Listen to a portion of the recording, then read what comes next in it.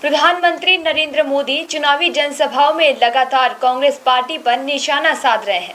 मोदी ने ओडिशा की सभा में कांग्रेस नेता राहुल गांधी पर तंज कसते हुए कहा, शहजादे की उम्र से भी कम सीटें मिलने वाली हैं और इस बार कांग्रेस पार्टी विपक्ष भी बन नहीं पाएगी। इसके अलावा बीजेडी की सरकार को भी आड़े हाथों लिया।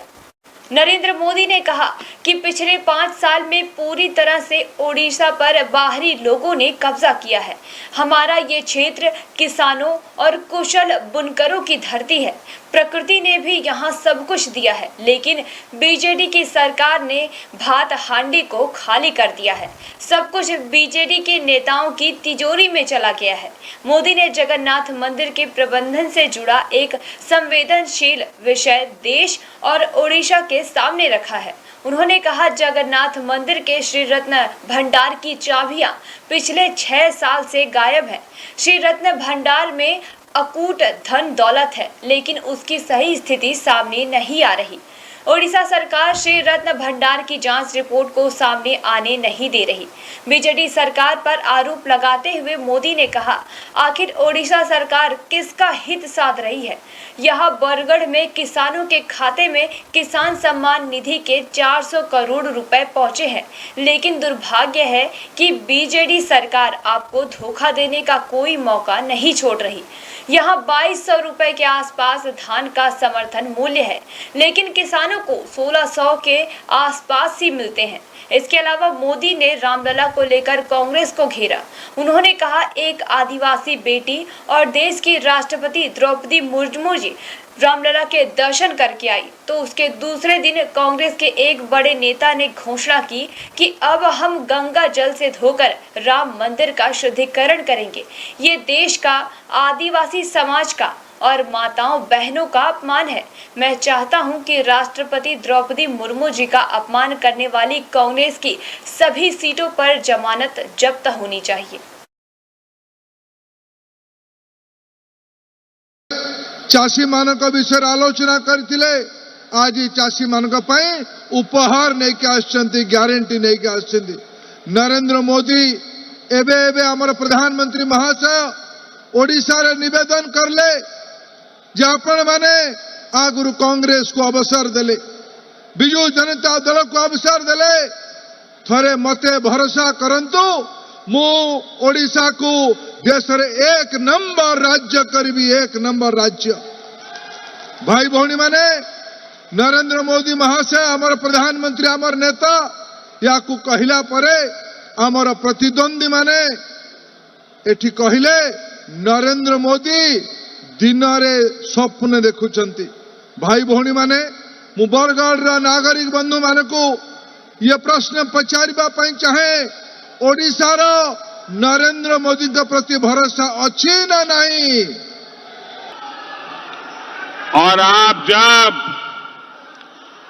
इन सबको जिताएंगे तो ओडिशा में डबल इंजन सरकार बनेगी। भाइयों बहनों, देश के कई भागों में 3 चरण में मतदान हुआ है और मैं आज बड़ी जिम्मेवारी के साथ और बहुत ही विश्वास के साथ और जनता जनार्दन ने जो आशीर्वाद दिए हैं, उस आशीर्वाद की ताकत के भरोसे साफ साफ देख रहा हूं कि 4 जून को एनडीए का 400 पार करना पक्का हो चुका है। इतना ही नहीं, कांग्रेस पार्टी मान्य विपक्ष भी बन नहीं पाएगी। उसके लिए उनके शहजादे की उम्र से भी कम सीटें मिलने वाली है।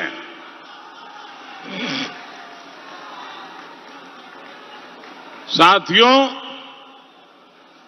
आप सभी जानते हैं कि बीजेडी सरकार यहां कैसे विकास कार्यों में नाकाम हो चुकी है।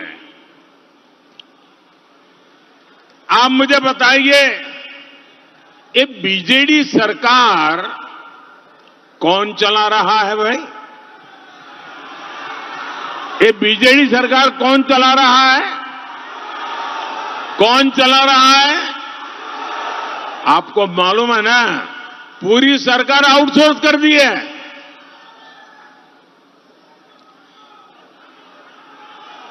यहां पर डेमोक्रेटिकली चुने हुए विधायक और विधायकों ने चुने हुए मुख्यमंत्री, इन सबके ऊपर एक सुपर सीएम बन गए हैं। न्यू वीडियोस की अपडेट पाने के लिए सब्सक्राइब करें इंडियन न्यूज को और बेल आइकन को दबाएं। ये है इंदू ब्रॉडकास्टिंग प्राइवेट लिमिटेड और आप देख रहे हैं इंडियन न्यूज, हर पल, हर क्षण, हर सच।